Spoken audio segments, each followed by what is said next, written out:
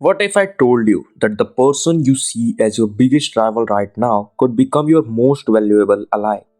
Throughout history, the most successful leaders didn't just defeat their enemies, they transformed them into powerful assets. From ancient kings to modern CEOs, the ability to turn adversaries into allies has been a secret weapon of the powerful.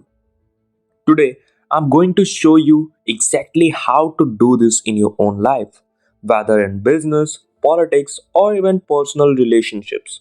This is Law 2 from Robert Greene's 48 Laws of Power. Never put too much trust in your friends. Learn how to use enemies. And by the end of this video, you'll have a practical step by step strategy to flip your enemies into your greatest supporters.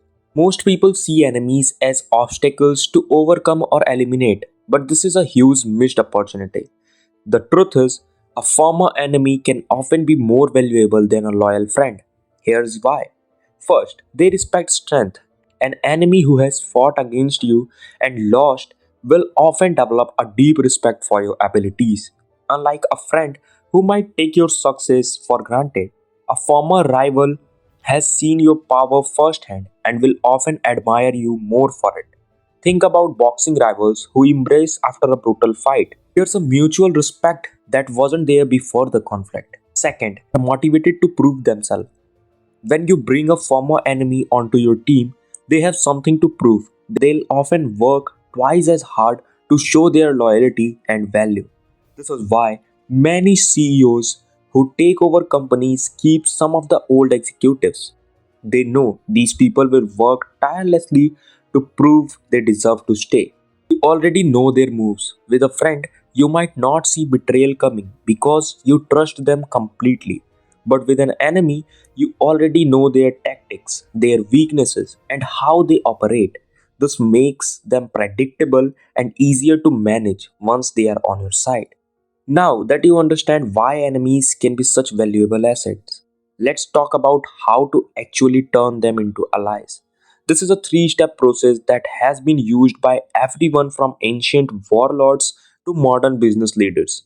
Step 1.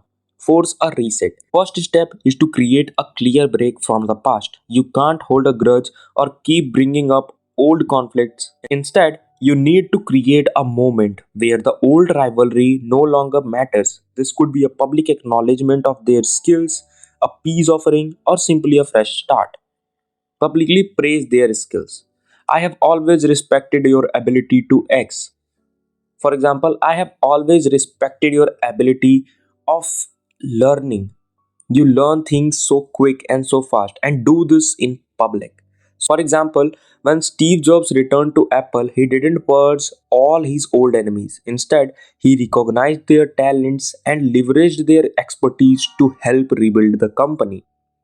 Step 2. Offer a strategic role. Once you have reset the relationship, you need to give them a role where their success is tied to yours. This is about aligning their self interest with your goals. They, the key is to make sure they have something to gain by supporting you.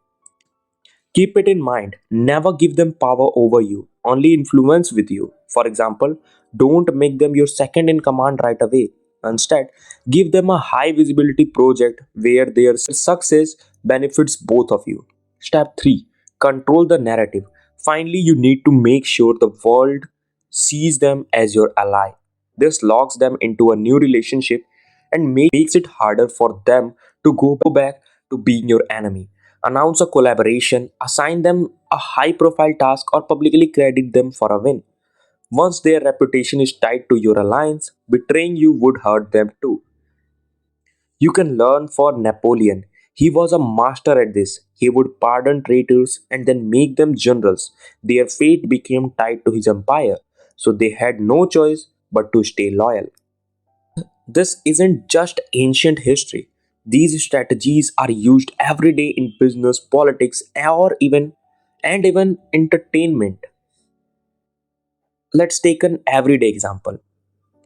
Let's say you have a coworker who's always undermining you. Instead of fighting them, ask them to co-lead a project. If you are in a college, then ask your enemy to do a project with you. and make them the co-leader of that project. Now, their ambition is working for you instead of against you. If the project succeeds, you both look good. If they sabotage it, they sabotage themselves. And there is a key: make their self interest align with yours. And that's it for today's video. I hope you liked this video and you got to learn something. And if you did, just hit the like button. And if you want to watch more videos like this, then subscribe to my channel and I'll meet you in the next video. Till then, take care.